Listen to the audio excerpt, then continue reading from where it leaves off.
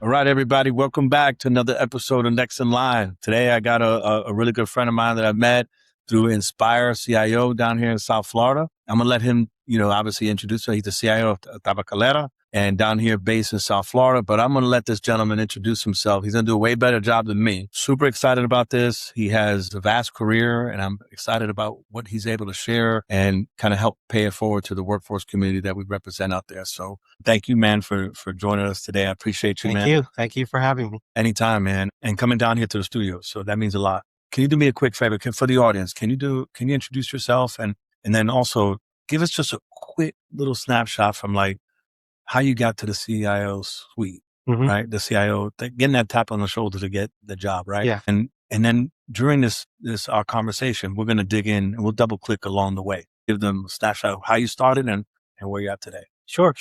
So like you said, thank you for having me. Kelvin Llaverias. I'm the CIO at Tabacalera USA. This year, it will be 30 years of my career in IT.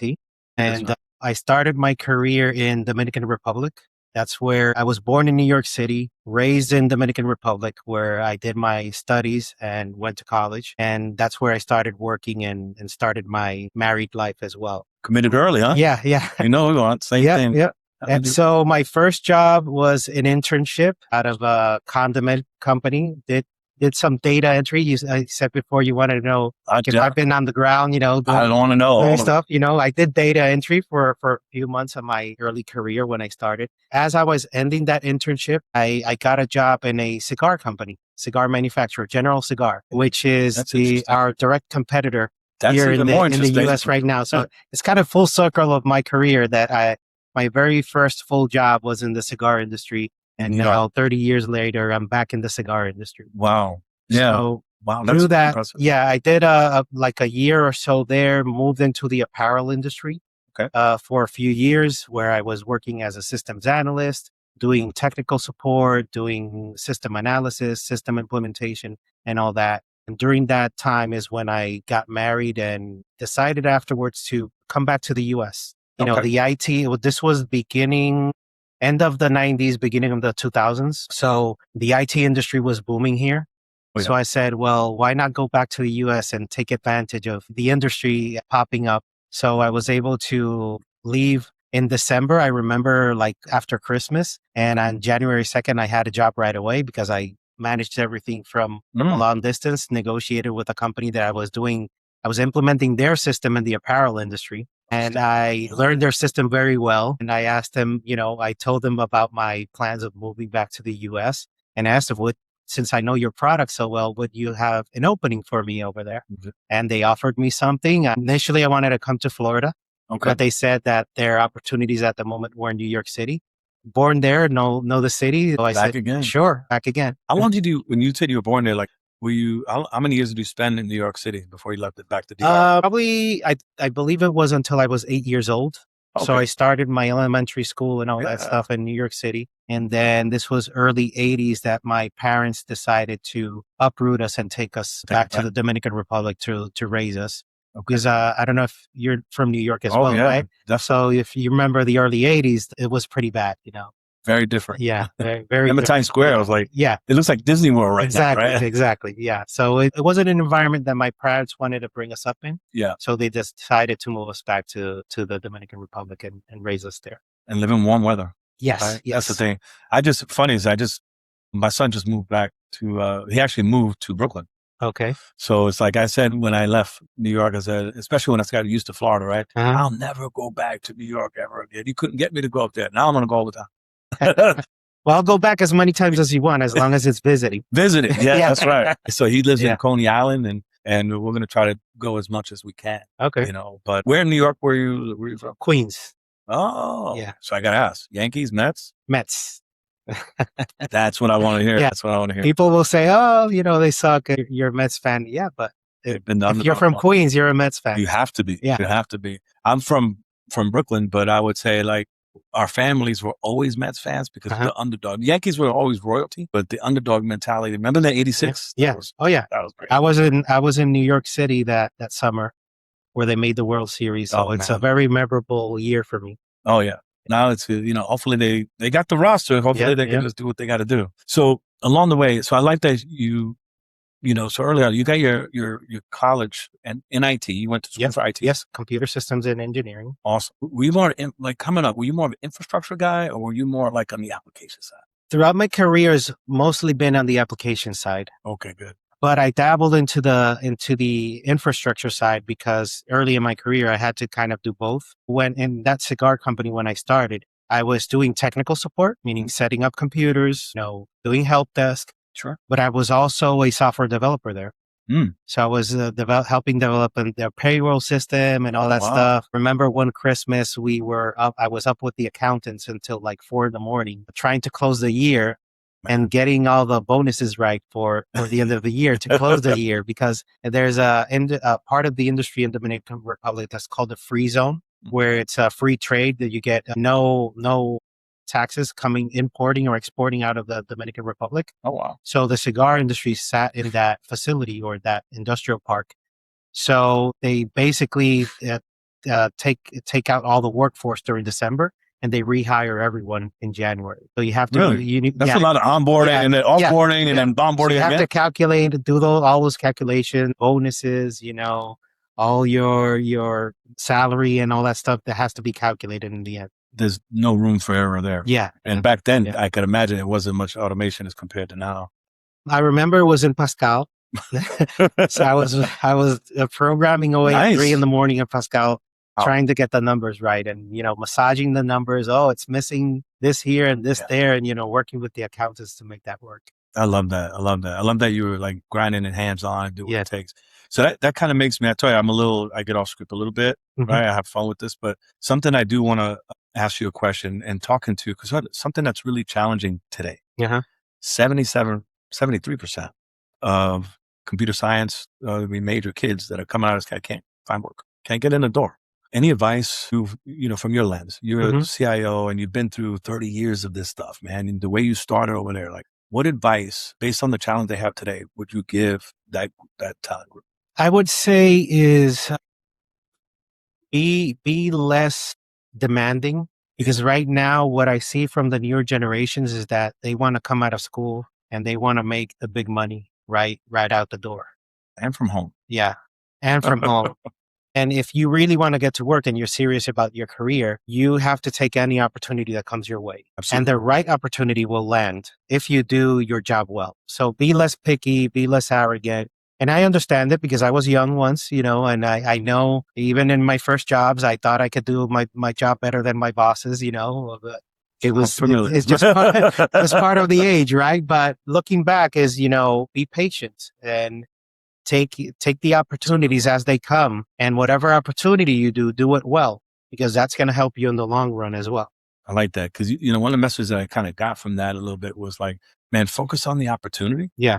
Then demands. Yeah. Right. Cause you're right. The market shifts, with AI, everybody's blaming AI and stuff like that. But I feel like AI also is creating a tremendous amount of opportunity. Yeah. And as much as they're saying displacing or repurpose, I think that, kids should be leaning, like running at AI. Yes. Like hardcore, but with that mentality, that grind mentality that we had to grow. Yeah. But I'm with you because when I get an interview and I get asked, what's the PTO, the first question, or I'm all about work-life balance, but that's the first question versus the job. That's usually probably not the order priority you want to say in an interview, right? Yeah. And that's where they need coaching as well. Like if you're in an interview, focus on the job first. What are they looking for? What type of person are they looking for? What can you, and study the company, research the company to see what can you get out of it? Look at the big picture, look at the long run, what am I going to get out of working at this company and this role? And I think I told you before is no matter, even if you hate the job, get your foot in, do it well. And if you do your job well, regardless of if you like it or not, it'll click, it'll come. The opportunities will come knocking. It may take a long time, but that's life. Nothing is patience easy. Part, right? Yeah. So I like that you said that. Let me double click a little bit on that, because you said sometimes you got to do things that you don't like to do, or maybe your favorite tasks to do, right? That's that uncomfortable part, right? Yes. So along the way, the journey to where you're at today, how many of those type of roles you had? How many of those tours you had to do be uncomfortable to get to where you're at? Well, going back to before when I told you that I moved back to the US, I made that move. And the first year in that job, I was second guessing myself. I was I was thinking about the decision. Really? Did I do the right call? Because I wasn't liking the job. Did I do the right call? Then was it the right call? Am I in the right place? Because it's very different. And being young, you have this arrogance about yourself, and New York will kick you in the butt when I'm more when you're competitive there, right? right? The commute, the job, it's a different environment than what you're used to. So I was second guessing myself, but I stood in there, like I said, since early in my career, I followed my own advice. I'm going to do my job well, regardless of how I feel. And the company went through a transition because the software was for apparel industry at that time. And at that time, there was a transformation out of the Caribbean and Central America, where all the apparel manufacturing companies moved away from the Americas to Asia. So there was a downslope of business in the apparel industry. So my boss at the time, he saw that move and he decided to do a shift in business. He was very entrepreneurial, and he shifted us into a different company, into private equity and software development, developing software as a service for the private equity industry. Really? So we shifted the company. I went with him into that side of the company, and he dropped the apparel industry entirely and moved in with him to the private equity software as a service industry, and spent about 11 years there with him.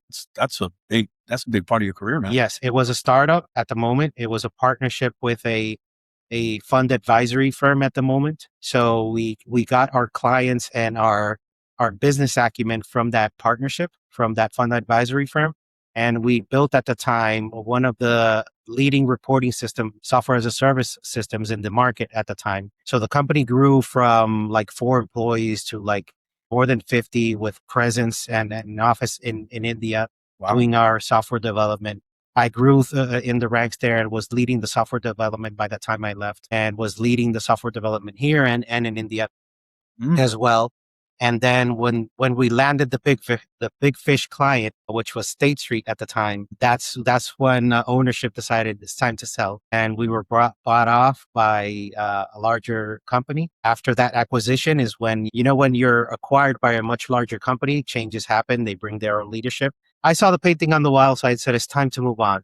11 years, you did long tour there. Yeah, and that's long for IT. 13 years actually, because the first 2 years were with the apparel. That's right. 11 years with the financial private equity. Wow. Yeah. So you saw that curveball coming. I saw that curveball coming. It started in New York City. The owner opened an office in Tampa, so I relocated to Tampa with him. He offered relocation, and I've been in Florida 23 years now. So, and that was part of my first move into Tampa. So that's what brought you to Florida. Yes, that's what brought me to Florida. And then the acquisition of the company is when I started looking for another job, because I thought that there was not much future in that office for the going forward. And that's when I got the job here down in South Florida, in West Palm Beach, with Florida Crystals. That's okay. Now it's all coming in there, right? Yeah. All right. And you spent some time at Florida Crystals, right? Yes, 10 years. Oh, so you stay, typically in IT, you see a little more uncommon, right? Yeah, a little bit, especially like coming up. I'm a loyalist and I get comfortable. Nothing wrong with that. I guess it's the old school, that old soul in you that you don't see that anymore. But I guess I had some of that old soul mentality. But remember, our generation like my folks were like, always, you got to stay there, you got to retire there. Yeah. And new generation now is so much different. Now it's like, you could be an independent consultant and really have even more security. Yes. Than working for full time as employees. It shifted a lot, but back then I know how we were raised. Like it was like, you got to be there 20 years, get that pension. Yeah. It's very, very different. Man, that's it. So you got to Florida Crystals. Now, along the way, what was your role? Because you were leading development for a pretty cool, and by the way, that must have been a ton of experience, because startup, you do a little bit of everything. Oh yeah. Right? Anything. It's not even the job description is blank, right? Yeah. Yeah, because I got the management job there after years being there, because in the beginning is whatever was needed was being done. So you were the help desk developer. Everything. Helping whatever they needed, we would do. I did database administration at one point with them. That software. I did software development myself a lot. If we had to go with the sales people to pitch sales and explain the platform and all that, I would go with them also to those meetings. Little sales engineering. Yeah. So if they had questions about the platform, about the technical things behind it, security and all that stuff, I would be in there supporting them and I love on it. the sales side. I love it because all those things that you mentioned to me, because I've been in the industry a long time, about 30 years. And I would tell you, when I'm hearing the different experiences, it's kind of pretty much shaped you to be what you're currently doing today. Because the CIO role is you're explaining a lot of the role. But the fact that you played different positions, I think give you a tremendous advantage as a CIO. You're not just this one tracked mind, right? Yeah. And in every single job that I've been at, I think because of my background and I told you before that I focused a lot on my education. Before moving to the US, I had completed my master's degree as well. Wow. And I did it with the purpose of, learning the business side of things. How does the business side of things work? I have a very curious approach to everything. I like to know how things work. I like to know how things function. If I don't know, I don't feel at ease. Like I have to know how does it work, at least a minimal understanding. And in every job, I end up becoming a subject matter expert in the industry that I'm in, but just because of that curiosity I have. I think that's huge. I mean, some people that the fact that you kind of came out the gate with that, which is great because some people have to be mentored to do that. Like I always ask CIOs, like, what piece of advice would you give a CIO that just got the gig? Learn the business. Yes. Like be the most, I love the fact, the curiosity. I love everything you're saying is so spot on, man. A lot of people that are on this, on our podcast, say a lot of the same things, which is great. It's in good company, my friend. Let me ask you this. So along the way, well, let's stick to the CIO for a second. And congrats, by the way. Thank you.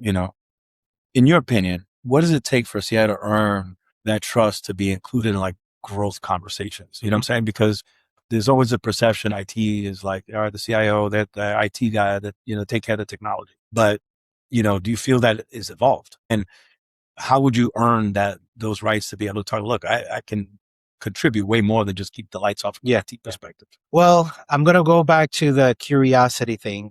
I think that has helped me a lot, being curious, because I always want to learn the business. And if you learn the business, you become a listener and you start to hear. You have to be like a radar, looking at your surroundings, be conscious of what's going on, and really listening to others and what problems are they going through. I love to hear business meetings, strategy meetings. I like to know what are the future plans of the organization, because if you know that, then you can translate it into how is my work valuable towards them. So I think for the CIO of today, they have to be a good listener and a good partner of the other executives in the organization.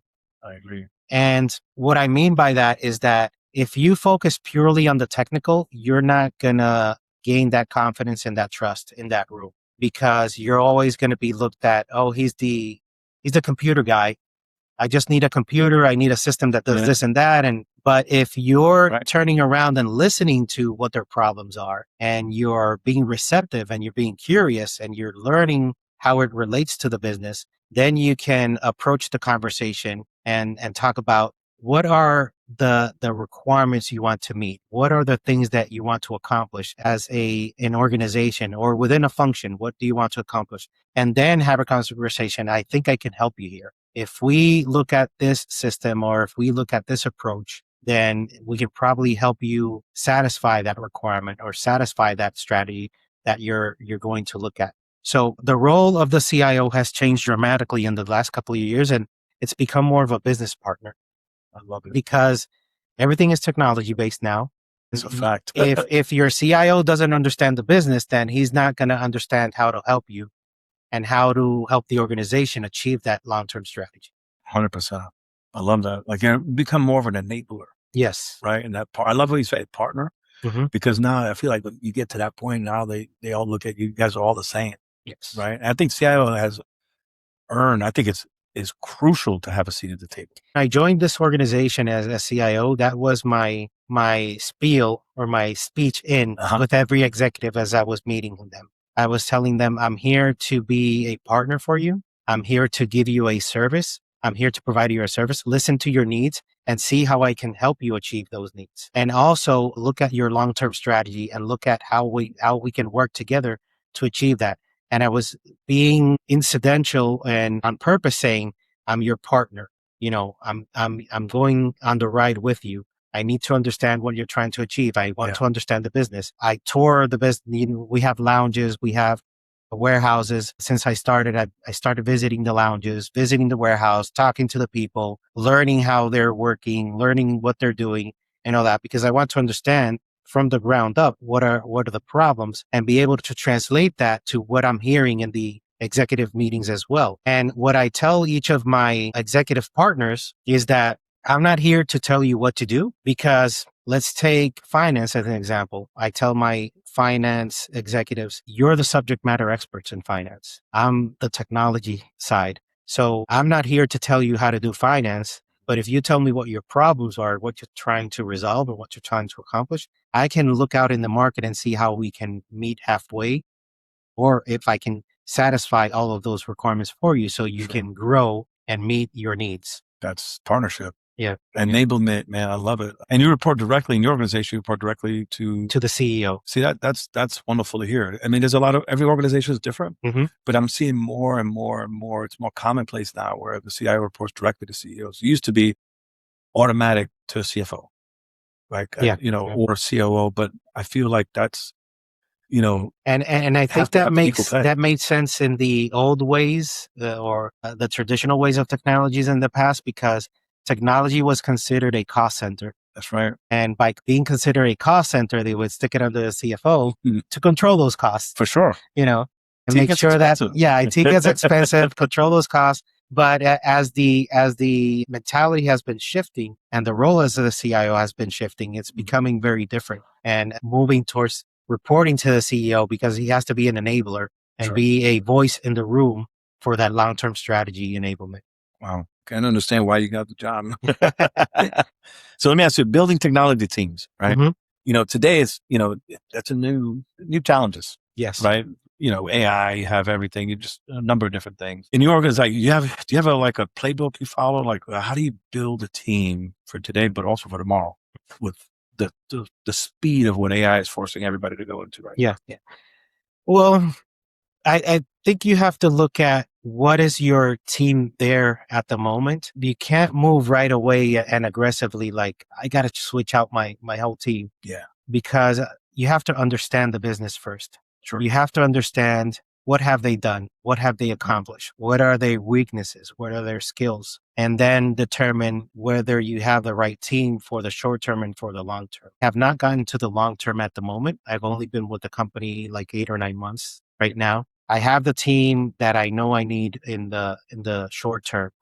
And because I have to, like I said, learn the environment, see what are the needs of the organization. And there's a lot of instant critical needs that need to be addressed. And if you go and change out your team immediately, you cause a lot of disruption, you affect delivery, and you affect how you can perform. I'm not saying that I'm going to change my team, but you have to really take it slowly in terms of looking and taking a temperature of what do I have to deliver as an executive to the rest of the business and to the organization for the strategy, for the growth and all that, and how you slowly transform your group. Do you have the right team? Can I upskill them? Where are my weaknesses? Right now, I focused on learning what my team members do and how they perform and what they have done, and listening to them, asking them, what do you think your problems are right now? What are your struggles? That's how I came in. What are you struggling with right now? What are your weaknesses within the team? And those were the first changes I executed.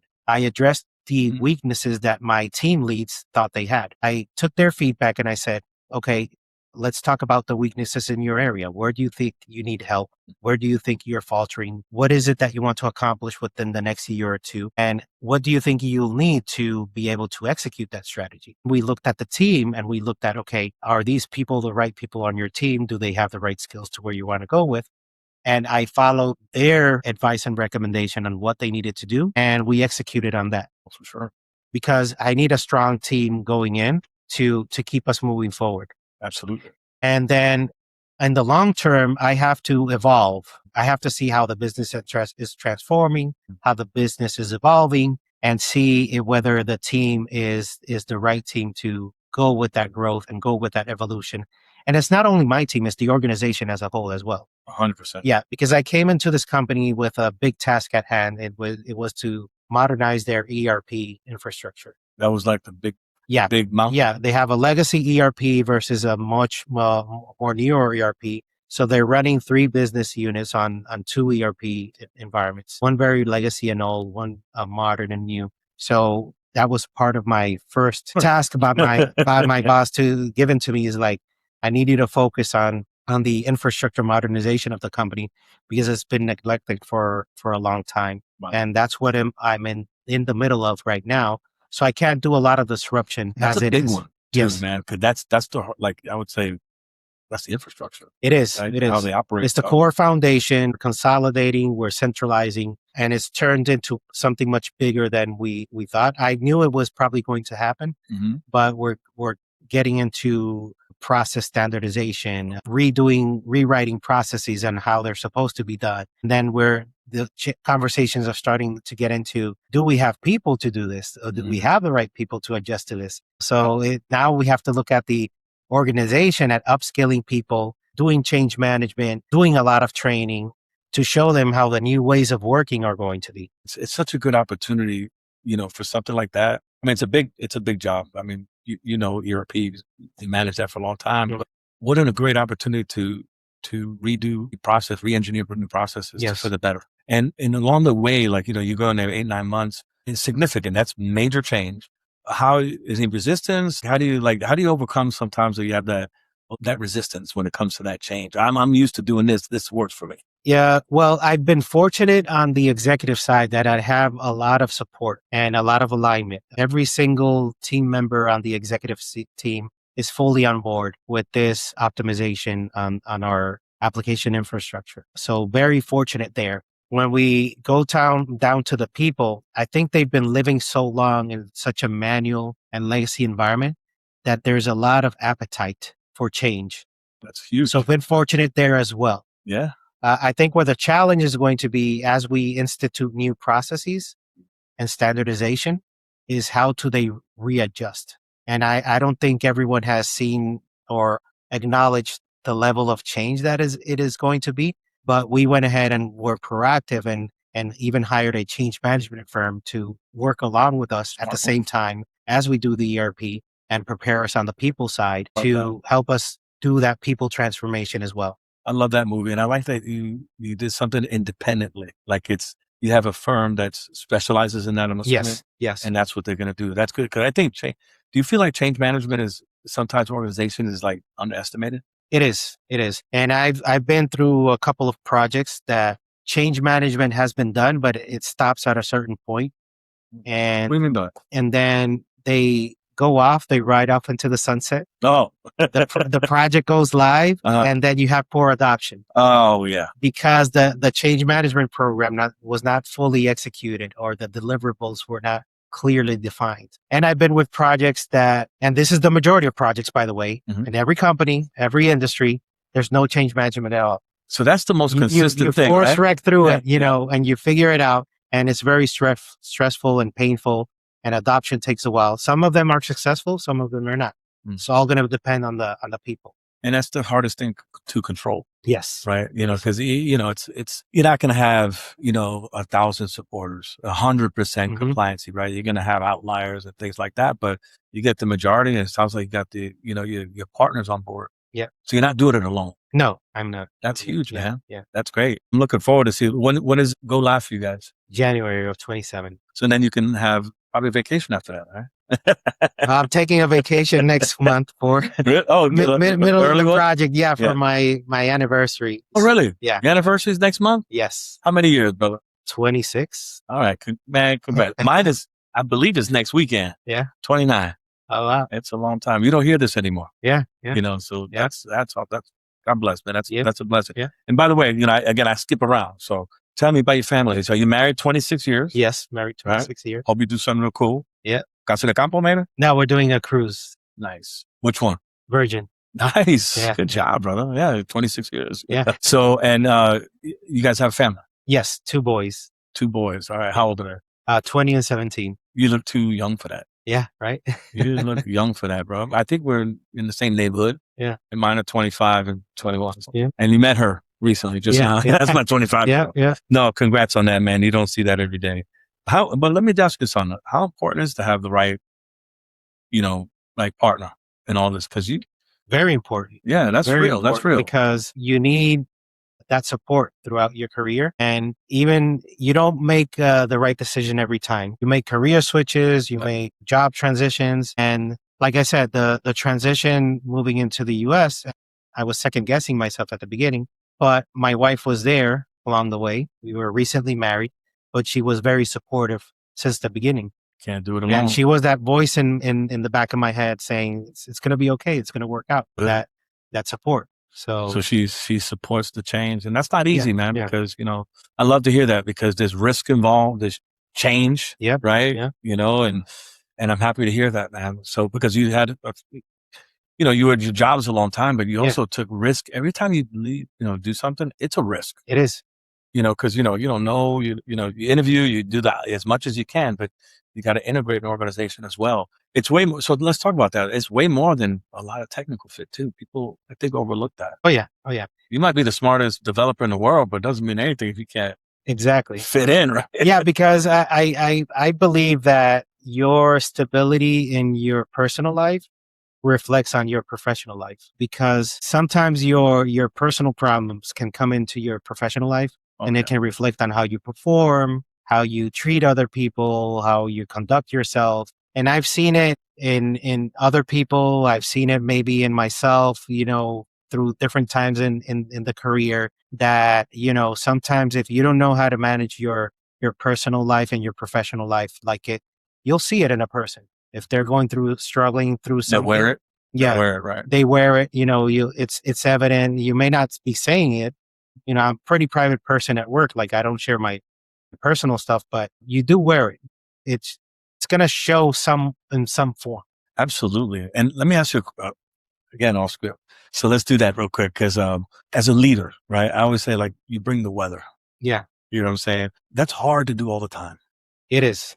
What kind of, do you rely on anything to kind of keep you snap you out of something? Because it's real difficult to be that 1,000% every single day. Yeah. I think when you're early in your career, it's hard to control. Yeah. You do bring your personal problems into work. If you're mad at home, someone at work is going to hear about it. Not hear about it that you're telling them you have a problem, but hear about it in terms of how you react to them, how you speak to them. Like all of a sudden, right? Yeah. Yeah. Someone is going to get it, right? Yeah. But I think you have to learn from your mistakes and learn from yourself and be self-aware. Self-awareness is very important. And learn and say holy crap, why did I do that? Why did I respond to that person like this? Or why did I take that argument so far? And it may be reflected of something else that is going on.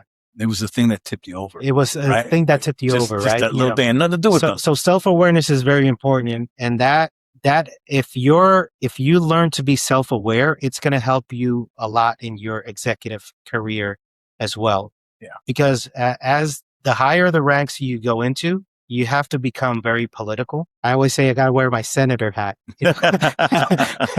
because it depends on. You look like you can run for office, man. Yeah, depends on who you're talking to. What subject are you touching, and how you approach them.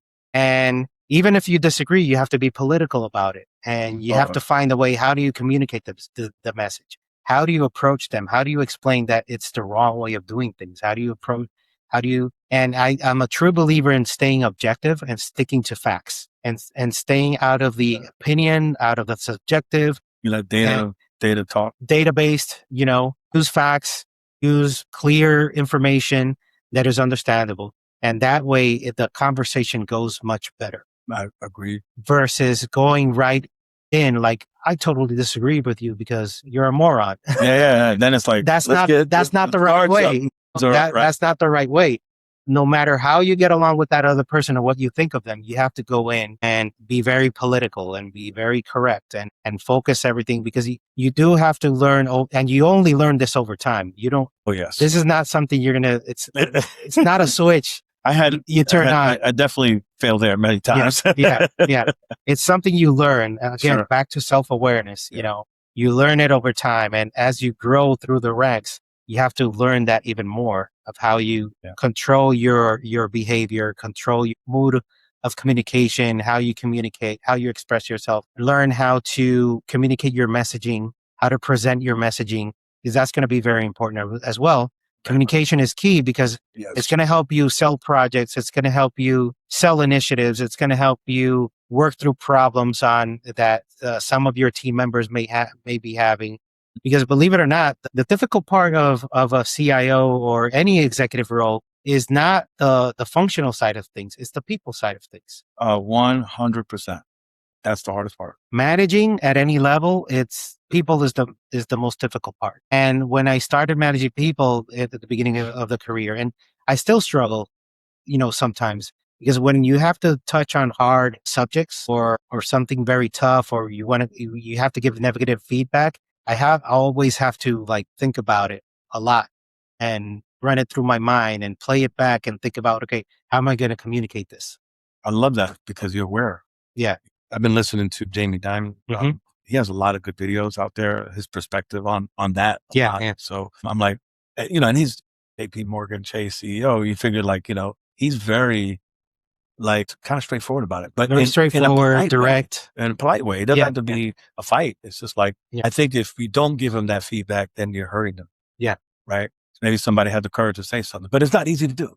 Yeah. It's not easy to do because it's immediate, you're worried about hurting feelings, and defense. People don't usually admit it right away. Exactly. Right. Exactly. So let me ask you this. So talking about that, because this is what one of the questions I always ask is, along your career, what would you say the biggest lesson that you learned? You messed up and you felt like, I'm done, or meaning it didn't go well for you. It was just an error or something like that. And what did you learn from there?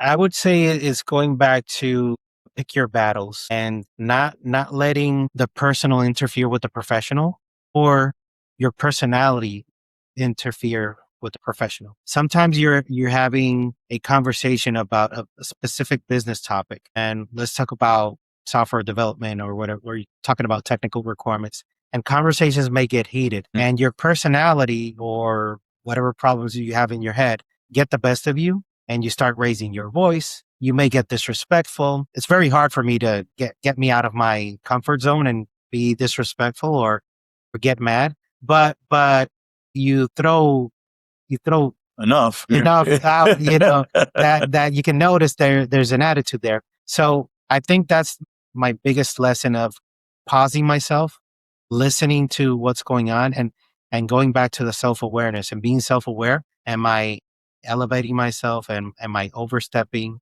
Am I over communicating? Because you damage relationships that way, and you hurt other people as well. Absolutely. Where did you see along the career, did you find it let's say early in your career, when did it start you became super self-aware, I got this, I know how to deal with this right now? Probably midway my career, 15 years, 20 years into my career. It takes time. It takes time. It takes time. Yeah.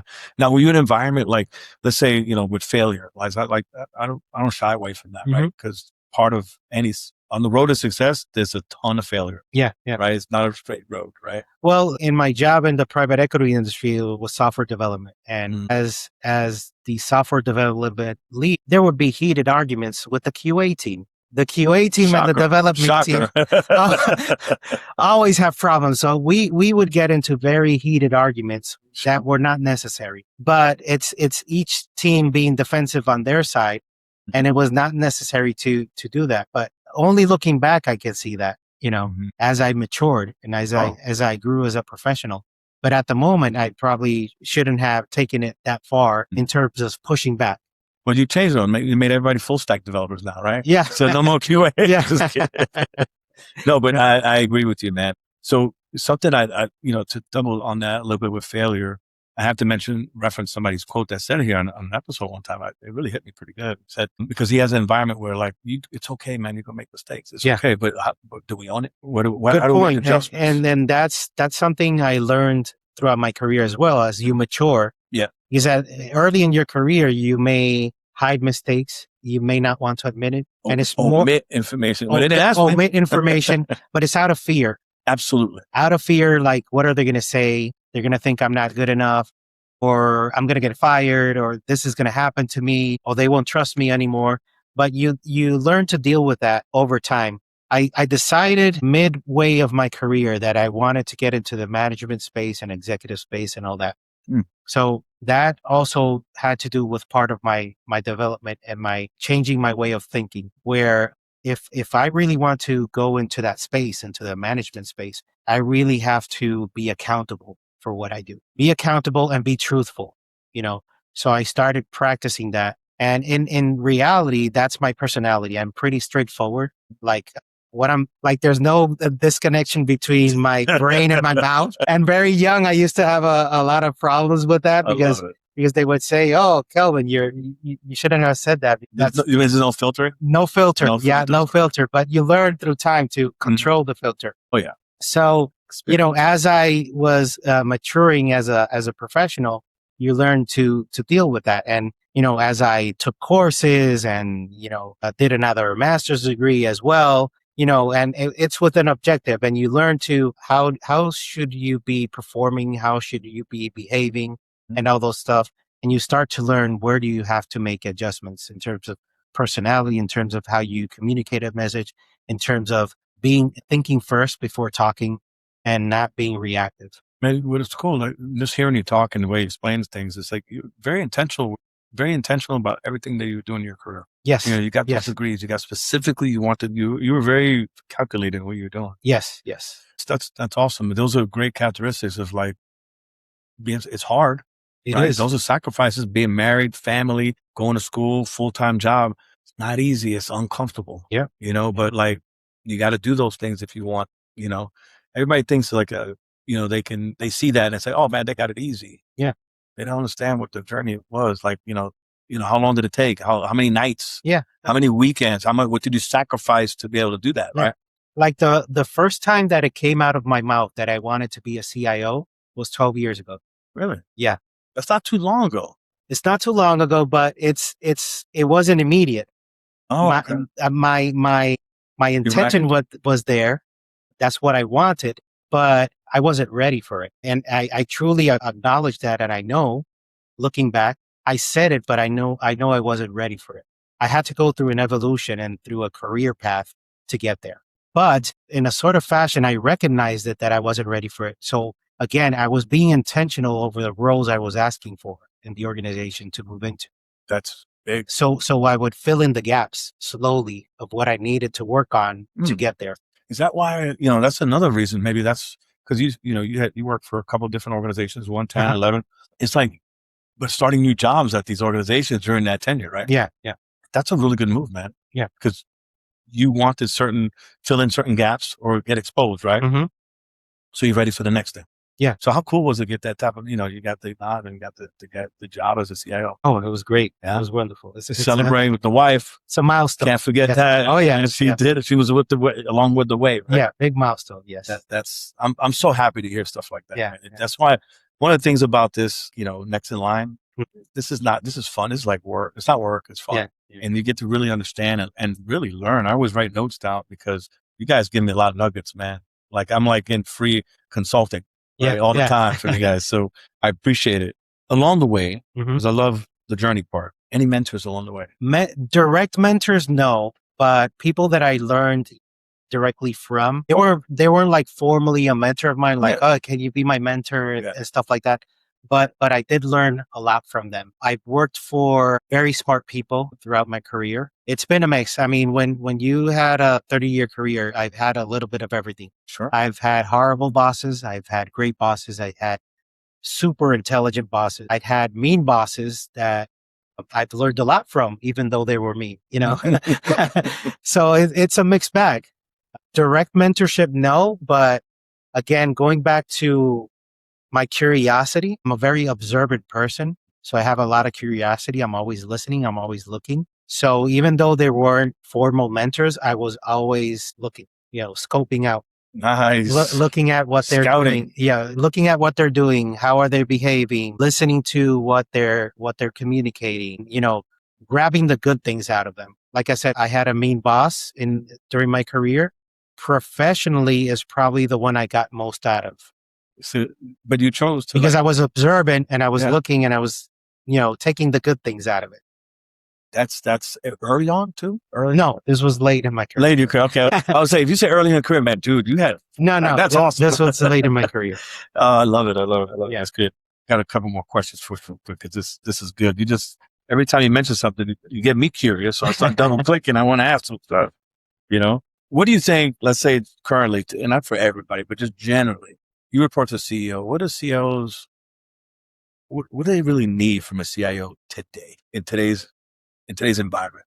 What I think a CEO needs in these days is a partner in business. I think anyone that is in the circle of leadership of the CEO has the same role. Agreed. In terms of support to the CEO. We just have to bring our expertise and translate it into the needs and the strategy he wants to execute. So you guys, you think about the CEO, you play the same positions, right? Mm-hmm. But just different expertise. Exactly. And wow, yeah, that's pretty cool. Yeah. And I love that you said business first. Yes. Because that's number one, and being an enabler, that's huge, man.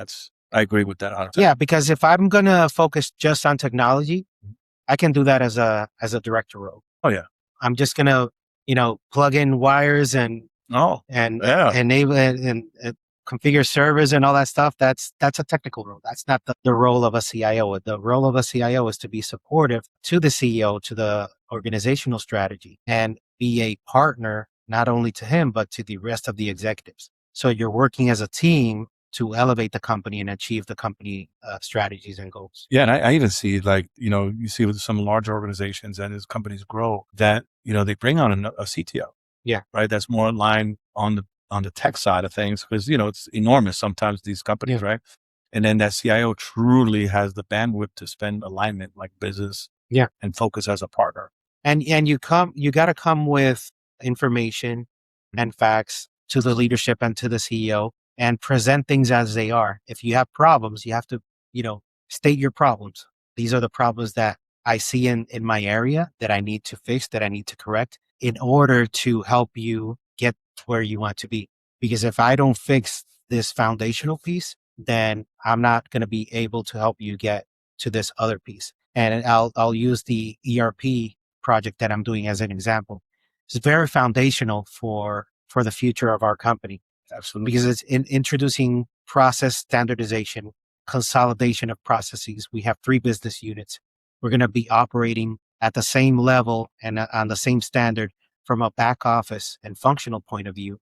But each business unit has their strategy and they have their goals. But if they don't have a strong and core and a strong foundation, they won't be able to execute with success, and they won't be able to scale with the business either. Oh yeah. Because right now everything is technology in the back end. If you don't have good data, if you don't have good process, if you do the wrong orders, if you you order the wrong things to your manufacturing facilities, if you sell the wrong items that your customer is not expecting, or your market is not demanding, then you have a problem. But how does the sales executive know? How does the supply chain executive know of what is the right choice? What is the right decision? It's based on the data.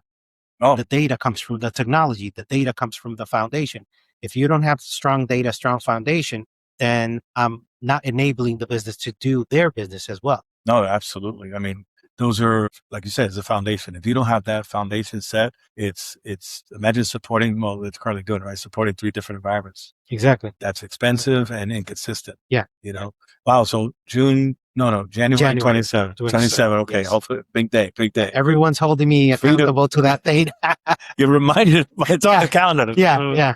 Right. That's pretty cool though. And, speaking of that, you mentioned data, and I definitely, because I want to click on that a little bit. Some CIOs tell me that the business is moving faster than them from an AI or curiosity perspective. Uh-huh. They don't want to be left behind. They want to compete. They want to evolve. And sometimes the CIO is kind of talking them, let me bring it back a little bit because the data is not strong enough or not consistent enough to make sure that you can have a successful AI experience. Yes. Right. And take advantage of everything. So how do you get that data? How do you get to move forward if your data is not right? Yeah. So in my case, we're not doing AI. We have some use cases more on the consumer side where we are crunching it through an AI just to give us some metrics and some statistics around consumer behavior and all that. AI in the organization, we're doing the standard typical thing that everyone's doing. We have Copilot. Yeah, It integrates with Office. Yeah. It from a productivity and efficiency perspective on the Office side. But from an AI initiative for the business as itself, we're not ready yet. And it goes back to the core foundation. If we don't have a strong foundation, your AI implementation is just going to hallucinate and it's not going to give you proper results back. It could be worse. Yeah. So garbage in, garbage out. So I was very intentional on that, on not focusing on AI right now, because I have to set a strong core foundation first. And after that's in place, then we can start talking about AI as an organization. How do we leverage it? How do we do it? Because we first have to fix the plumbing. I like that. I like that. Fix the plumbing. And so you can then turn on the faucet on AI. So what happens when you got a scenario, you got, a little bit of aggressive, very positive CEO from like myself, that's like, I would say, I want to move forward, man. Yeah. I want to move forward. How do you rein me in? I think you got to put walls around it, meaning define the scope. Okay, what is it that you want to accomplish? Yeah. We start there. Okay, you want to do AI? Okay, what is it that you want to accomplish? What are you looking for? And have a conversation. What is your end state? What is your end requirement? What do you want to get out of it? I love this. I'm like with role playing. Yeah. Dude, I love this. This is going on. What do you want to accomplish, really? What do you want to get out of it? I just think that's cool. I want to get AI. No, but that's not enough business case. No, that's not the business case. You're telling me, okay, so you want to waste money, basically. Yeah. It's not tough thing. So you become like an advisor. You switch from advising hat versus anything else. And I treat everything like this. Any request that comes into IT, and I'm training my team on this, is don't go squirrel and react to it. You remember the movie Up, the dog that would talk and you go squirrel, get distracted right away. Yeah. So I don't want my team to be reacting like that. I want them to slow down, look back, and have a conversation. And you get a request, let's have a conversation first. Okay, what do you want to accomplish? What are your requirements? Let's write them down. Yeah.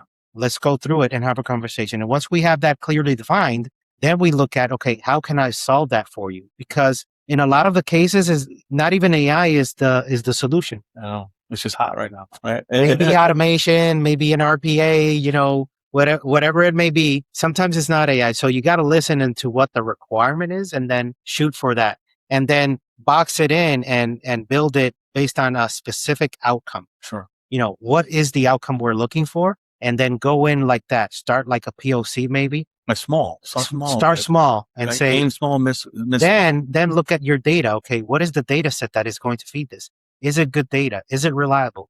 And if it's not, you have to go through a cleanup effort. That sounds like it could be expensive. And that's why you gotta box it in as well and say, okay, if we want to do a behavioral analysis on our customers over the life of our company, that's a tall order to start with.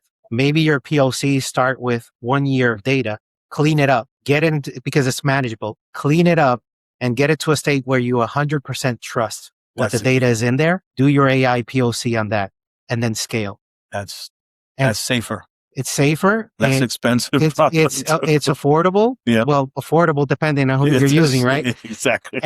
But it helps you prove out the concept and prove out the results. If it works, then it's much easier to scale than to scratch and restart. Or try to take on the whole pie and then spend $500,000, $1 million in it and then throw it all away because it didn't work.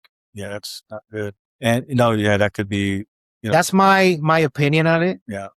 Some companies don't go that route, but I think it's the best approach, because if you don't have the right outcome defined, what you're shooting for, if you're just shooting at the stars, see what lands, I mean, you may be lucky and hit the jackpot, but in most of the cases, you're going to be wasting time and effort and money. And I mentioned because of AI, but I think that's your approach there. It's with everything.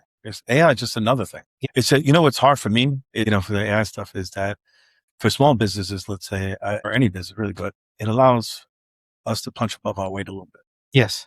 So I look at it as like a competitive, you can get there quicker and you can move agile, but at what cost, right? So you got to make sure. I'm a big proponent of innovation and trying things out. Yeah. Like I will never say no to that, but it has to be with a defined scope.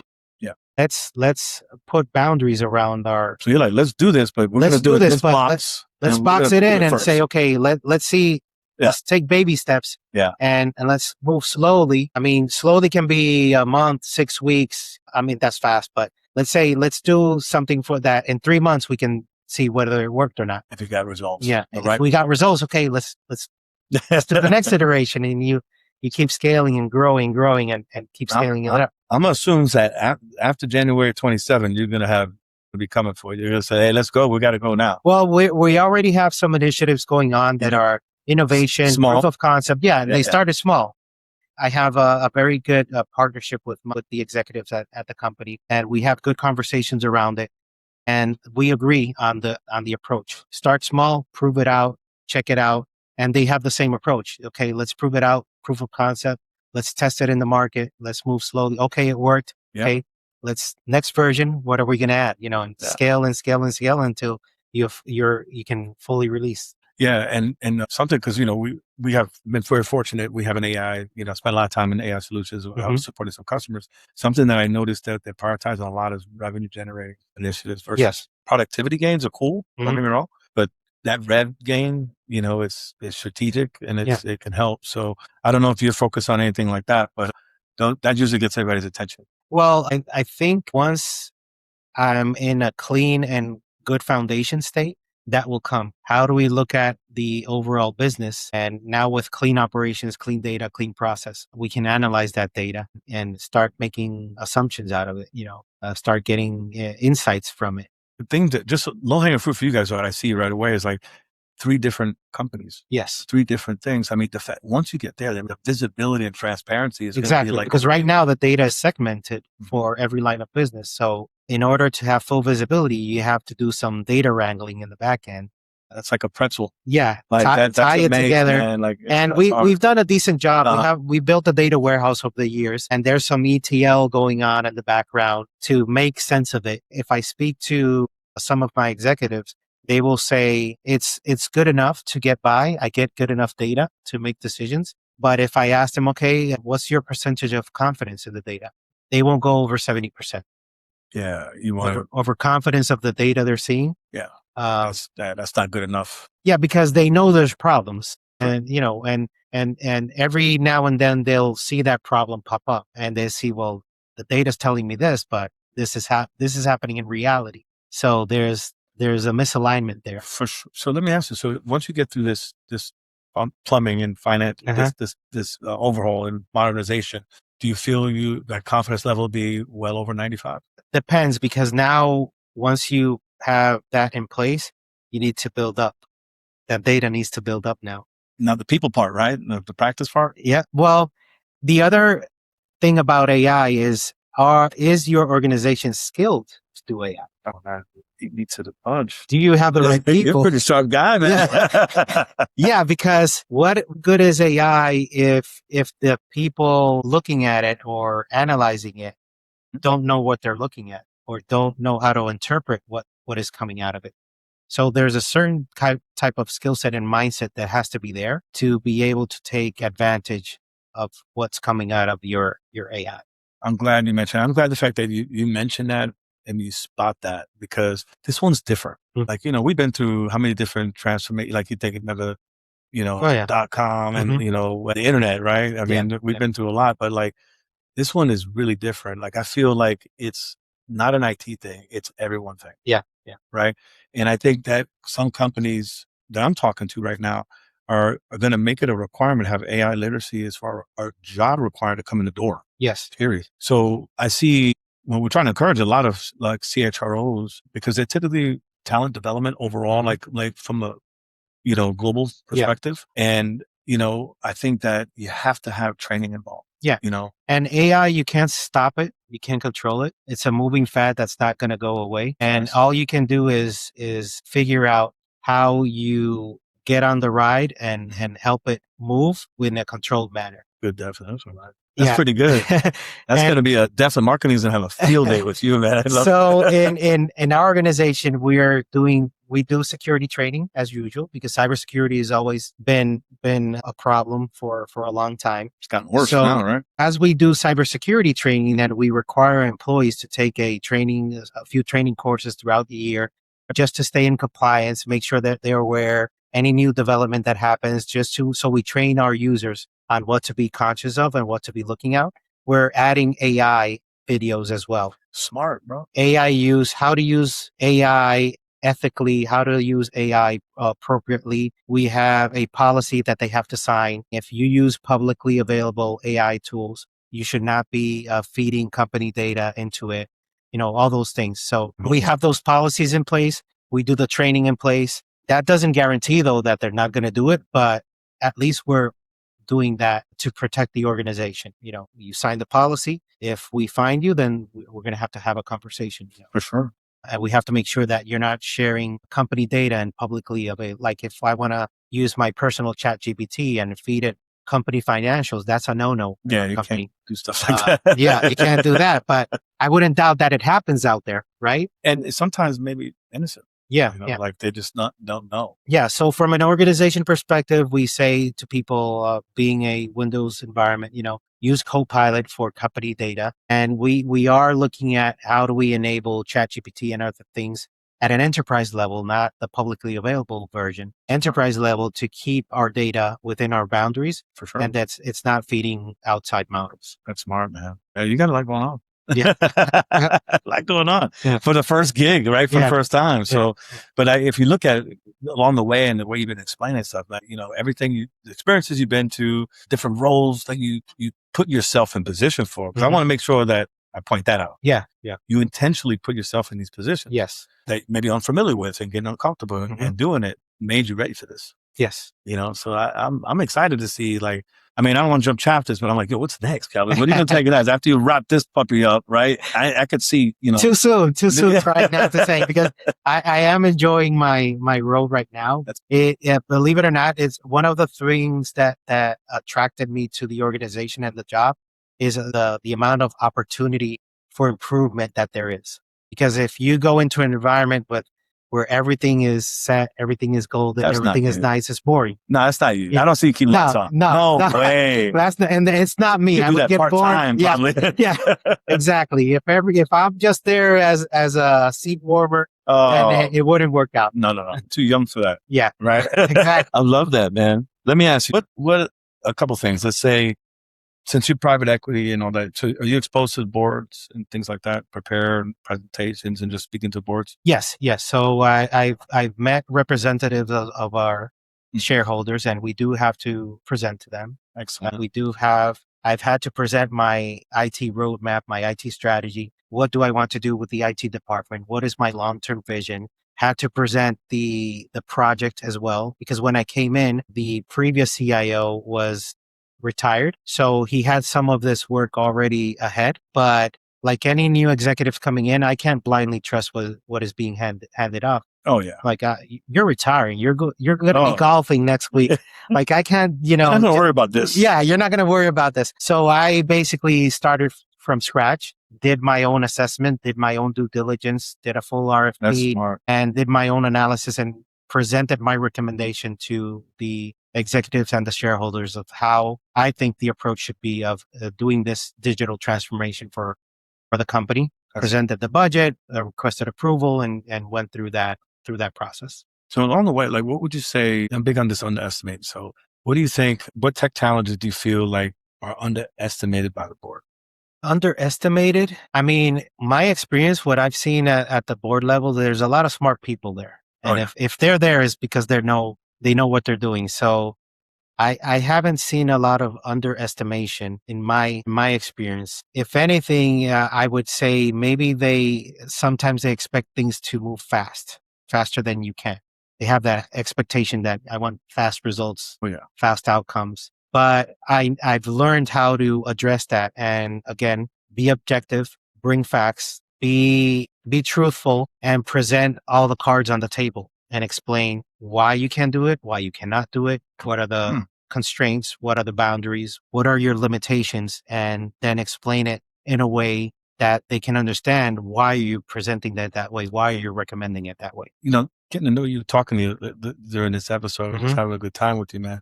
One thing that I'm picking up is that what you just mentioned there, you use that framework very consistent no matter what the group. Oh, yeah. And so I like that. I think because that makes things clearer and easier. So you don't have like 7 different playbooks. Yeah. It's the same stuff, but it's just different audiences. And it's the messaging as well. If you have, and I teach my teams as well, if you have the same process, the same messaging across everything, you become very trustworthy, and you become a voice at the table, and you become more efficient at delivering. Efficiency, transparency equals trust. Yeah. It checks a lot of boxes. Yeah. You have a methodology. You have a process. I'm not saying my process is perfect, but it works out for me. Yeah. And I'm very transparent in how I work and how I perform and how I communicate. And I try to teach that to my teams as well. That's good. Like, I want full transparency. It's not about pointing fingers. It's about what's next, what's forward, how can we fix it, and how can we perform more efficiently. I love that. So let me skip around again. You're getting to know me really easily, right? Predictable. But the honeymoon phase, you're probably outside the honeymoon phase right now. Yes. Right? How long does honeymoon phase last? It's a different time frame for every company. I think it probably just ended for me. Not bad. Yeah. Not bad. Yeah. But you did a lot in a short period of time. Yeah. You made a really big directional decision for the company. Yeah. In a short period of time. So, hats off to, man. That's pretty strong. Yeah. And it went back to the support I had. I had a good support system in the organization from an executive standpoint. And I have a good team. I have a good team under me as well. I'm glad you keep on beating me to the punch, but okay, don't worry, because we need a cool. Yeah. So your team, when you came in, right? So like, how it is, we got a new CIO. They're going to bring all their own people. How many times you heard that? Yeah. Right? You're going to bring on people, forget it, get my resume, LinkedIn updated. Yeah. It's over. I had some questions and concerns at the beginning, but as I mentioned earlier, my approach was different coming in. I came in as a listener of the team, and I had a conversation with them, and I asked them, okay, what is going on in your teams? What is going on in your function? What are the things that are going wrong? What are your weak spots? What are your strong spots? And what do you think you need to be better and perform better? That was my position coming in. And the changes I did so far were based on my team's feedback to help them perform better and what I think made sense that was missing from the team. And I was tactical at the moment. Okay. Tactical because since I have a lot to do, I can't be too disruptive. Yeah. Can't do a lot of changes, and I can't do a thorough assessment whether I have the right team or not. So I have to keep the business running and not be disruptive and have a team that can get me through that. And I think I have a very good team right now that can do that. As the business transforms or becomes something else or grows, and this is every company, every organization, you have to evaluate your operating model. Do I have absolutely? And I'm gonna rephrase it, and I'm not gonna say I have the right team. I'm gonna say, do I have the right operating model? And that's what I'm going to be focusing on in the near future, and looking at my operating model towards where the company is going. How do I need to prepare myself, and how do I need to prepare my team to be ready for that? That's what I'm thinking right now. And that's what comes from the alignment with the executives. And then you see exactly. Do we have the right players on the field to execute on this? Yeah. And with the delivery of the ERP, are things going to change? Are things going to be more efficient? If the sales grow, if we get into new lines of business, whatever that may be, do I have the right model to support that? Because I want to be more strategically positioned within the organization at every level of my team. And I would prefer to outsource the tactical and technical work so we can do high value delivery for the organization. Love it, man. I mean, this is like, talking, look, I'm fortunate that I've been in this type of, with the podcast and been associated with the CIO networks, several, I'm in like 5 different chapters. We have a good time doing it. Yeah. I mean, a lot of good people, a lot of large organizations and top to bottom. And man, you sound like you've been doing this for 20 years, like a CIO. Like, it's like, you already know. Well, I learned a lot from my tenure at Florida Crystals because it's a pretty big company. It's a global operating company. And towards the end of my tenure there, I led their global IT operations. So that gave me the most exposure in terms of team size, managing budget, complexity, multinational environment, and all that stuff. And I did a lot of strategy development with executives on defining the multi-year strategy, defining initiatives that will help them achieve that strategy. So I had the last 5 to 7 years in that organization are really what formed me and helped me become what I am today. No, from an executive point of view. What was that like, along that, let's say that last quarter mile there when you were like that last 5 years, let's say, when did you know like, oh, I'm ready, give me something? So going back to being intentional on asking for roles, I think I did 4 different roles within the organization. At Crystals? Yes.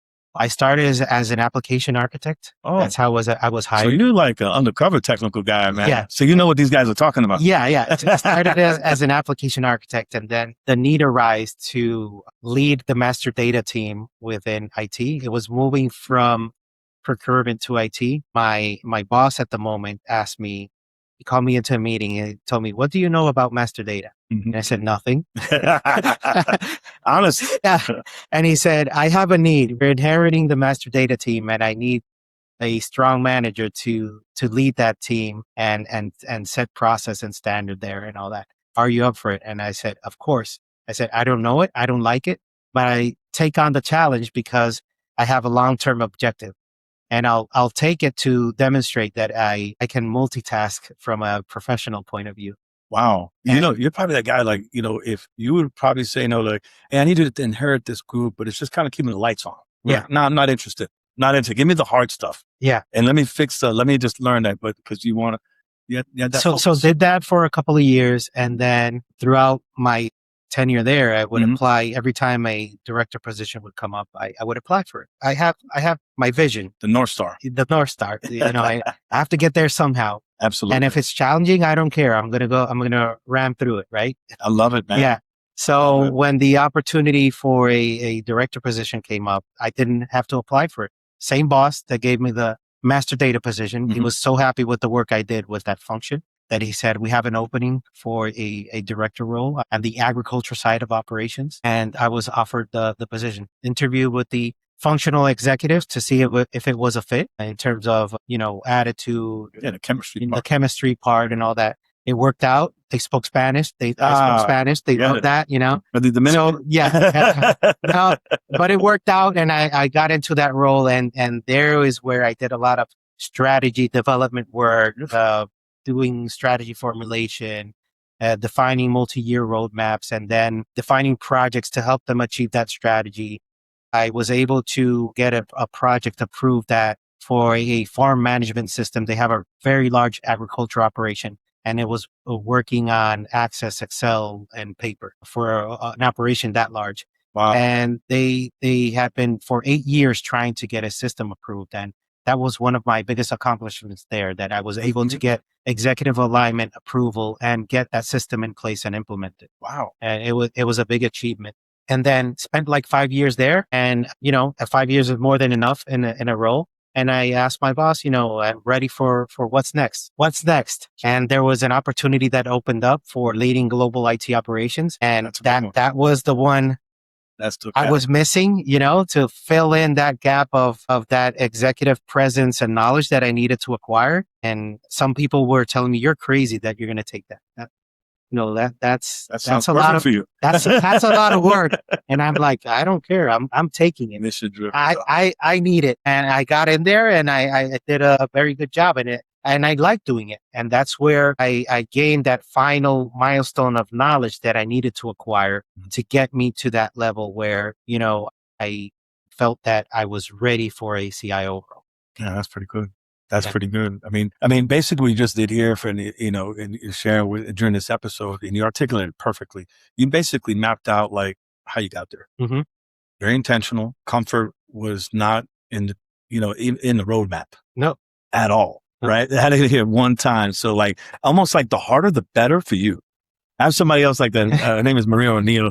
Shout out to her from Oceaneering. She's a close. Yeah. She's this, I crack up with her. She's like, the more hairier, what she wants. Yeah. I'm college, like, wow. College life teach me, and once some of my college buddies see this, college life teach me that we thrive under pressure. And I have a group of friends that are the same. Nice. Like I perform better under pressure. And I like that. So how important, let's talk a little bit about that, right?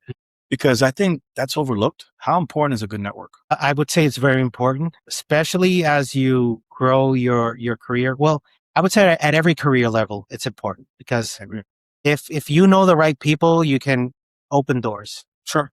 And I'm even teaching that to my son. He got a job through one of his friends' dad. Okay. As a medical assistant. He's studying biomedical engineering. And it helps him create that career profile towards the career he's executing. So also with my kids' education, it's very intentional on where they go to school, what programs they do and all that stuff. So I'm teaching them the same thing. You got to be intentional about things. You got to manifest. Yeah, that's important. Yeah. So one thing I will say about myself is that you have to trust yourself a lot. Mm-hmm. You have to trust that you're capable and trust that you can do it. Because if you don't have that strong self-esteem, it's going to be struggling to move up in a career as well. 100%. That's confidence. Yeah, it's confidence. It's confidence. But you build that. It may be along the way. Yeah, you build that along the way. And early in the career, it's too overconfident. Yeah, and you get beat down. Superman, right? Like, and you get beat down. You learn your lessons. Like, wrong move. Wrong move. Or I wasn't. And then in the future, you look like, man, I was arrogant. I wasn't ready for that. And looking back, and I told you this before. Looking back, I wasn't ready. I had to go through this journey and this path to be ready. Oh yeah. No, I love that. You're very transparent about and open about that, which is great because that's going to affect the right people. Like, you never know how that clicks with somebody, but I'm with you, man. Like I used to have this, my biggest lesson I learned along the way as an entrepreneur was like, don't worry, nothing. It's not never going to happen, and I'm almost too aggressive optimistic. Yeah. So I learned that I needed a balance apart, bring somebody in to kind of balance me out a little bit because I'm a little too. It's never going to happen how you think it. Never. Sometimes it's going to be a curveball how it comes out. You're never going to get a dead red fastball down the middle.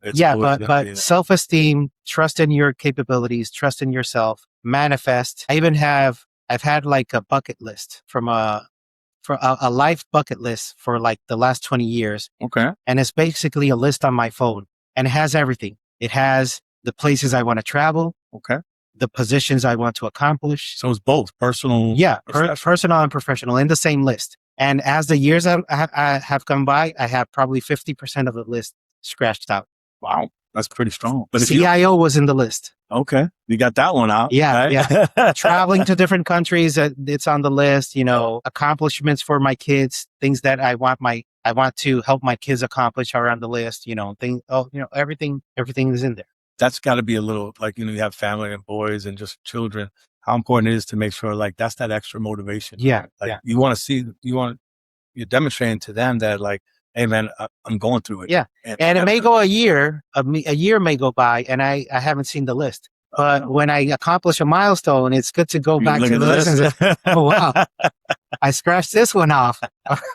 That's awesome, man. Yeah. I love it, man. You're very, very intentional, very organized about what you're trying to do, man. Man, this was so super cool. So I got to, as we wind down a little bit, I definitely got to ask I like asking, can you give 2 pieces of advice and it's to 2 different audiences, right? One audience, like, cause I'm really near and dear to the kids out there that just, they have all this desire, these wants, and they want to do the things. They get these degrees. And like I said, like over 70-some% of them are not getting in the door. You mentioned some things earlier, but if they get in the door, once they get in the door, what kind of advice would you have for them? do your job with passion and do it well, even if you hate it. I like that. Do it. You don't do passion. that. You don't get that in a textbook, though. No. No. Even if I have not loved every job I do, but I have purposely done it well. So let me ask you this way on that, for that, like when it comes to interview, right? Like I'm sure you interviewed a lot of people along the way, right? What are characteristics that you need to see in it, during that process before you make a decision on somebody at that level? I look at how they behave, their demeanor, how they speak. Are they confident? Are they cocky? Because you're not just evaluating the person. You're looking at, are they the right fit for the company? Are they the right fit for the team? Are they going to get along? But do they have the skills that I'm looking for? Do they have vision?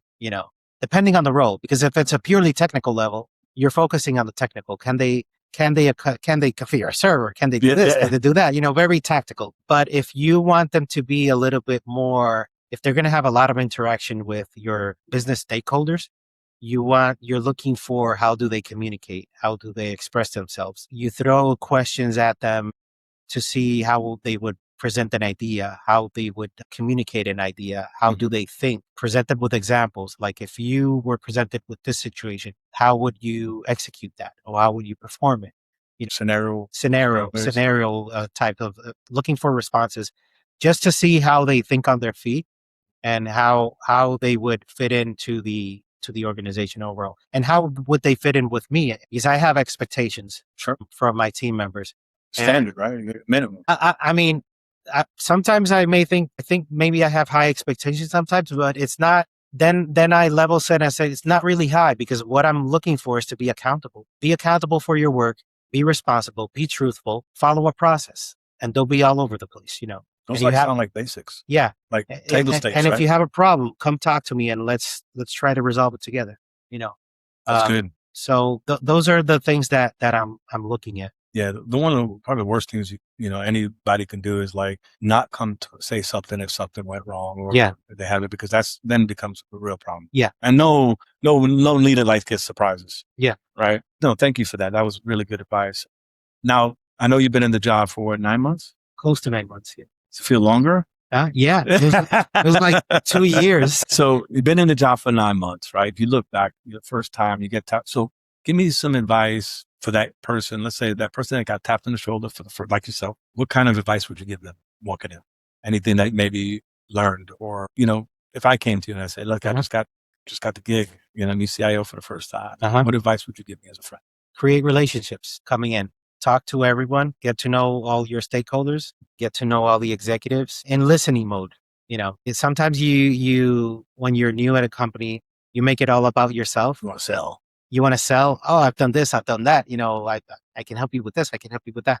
But you do a little bit of that, but you dial it back and you go in listening mode and asking them, I'd like to learn, and this is how I did it. I want to learn about your function. What do you do? What are you looking for? What are your challenges? What are you struggling with? What is your long-term vision? And it's all writing all that down and learning it. And then maybe throwing out ideas, because you can't solution it right there in that conversation. No. But throwing out ideas and saying, I think I can help you there with this or that. Or you start giving them an insight into what is your strategy coming in? How do you work? How do you think you're going to perform for the company? How are you going to set up your long-term strategy, your long-term goals? And you start communicating that from the beginning. And as it takes form, it's okay to be repetitive in your communication, but it sinks in and it creates that trust. And since they learn it every now and then, and they know where you're coming from, they know what you're shooting for. So it's going into that listening mode, creating those relationships, learning the business, talking not only to your executive stakeholders, but to the people below them. And like, for example, I told you before, I started visiting the lounges, and I don't think other executives at the CIO level over there before have done it before, because I got good feedback once I did it. Huge. I went and spent a morning with one of the managers at a lounge. Okay. And it was, okay, tell me what you do. Teach me about the business. How does everything work? And once he told me what he does, and I listened to what he does, then I said, okay, what problems are you having with technology? It was my last question versus going in. I'm the IT guy. Tell me what tech problems you. I told him, teach me what you do. Tell me about your business. How do things work? Mm. And then I asked him, okay, what are you struggling with, but from a business perspective? What are your struggles in here? And my last question after he told me everything is okay, what problems are you having with IT? What technical problems are you having? Wow. So what I like about that, I think that's super healthy to do. You went on the front lines. Yeah. And you're here for yourself. Yeah. Right. You're not nobody else. Wrote down about 2 pages of notes. And then I went back to my team. Okay, I got this. What's going on with this? And we went item by item on my list and addressed it. And there were a lot of low-hanging fruit and was resolved within a couple of weeks. And I looked like a superstar. Oh, yeah. But it was because I was listening to their needs. I was listening to what problems they're having. And I gave them an immediate solution to what I could. So you collected a few W's early. Yeah. That's great, man. Because you're right, that you start building that credibility bank account. But it's part of my personality. Not everyone does this. It's part of my personality. Back to the curiosity. I like to know how the business functions. I like to get in there. I feel uncomfortable if I don't know how a certain part of the business functions. And I'll try to get as much information from whoever I can to learn how it works, satisfy that curiosity and that need I have. Sure. And it helps me in the long run, service them. Absolutely. So look, I'm sure, if there's a top 10 commandments in IT, right? Mm-hmm. I mean, where does learning the business rank? I would say number 1 now for a CIO. I happen to agree with you. Then. Yeah. A lot of people, I think that's almost first. Yeah. Because, the IT stuff is the IT. That's why you were hired. Exactly. Yeah. Exactly. Because you can't help fix or whatever. And throwing technology is not always the solution. Right? Yeah. Yeah. And I think, remember back in the day, it was like the other way around. Let's throw tech at it and over customize. Remember that? I mean, I think the industry has come a long way. And it's become, I say IT has more business acumen than ever compared to maybe 30 years ago. It was very different. It was just buy. And it was like tech. Now it's like your people, process, that kind of frameworks. Hats off to you, man. Congratulations on all that, brother. I mean, you have a lot to share. I wish I had a fast forward button for you, but I want to see what January 2027 is. Yeah. Pressure. Yeah. Looking forward to that. Yeah. But based on your approach, man, I have nothing but it's going to go well for you guys. Yeah. Thank you. And I'd like to see what's next. Yeah. And I can't thank you enough for coming on here and especially, contributing to the mission that we have, which is to pay it forward. So I appreciate you and, always reach out to me. Let me know if anything I can do for you. Of course. Well, thank you for the opportunity. Good man. All right.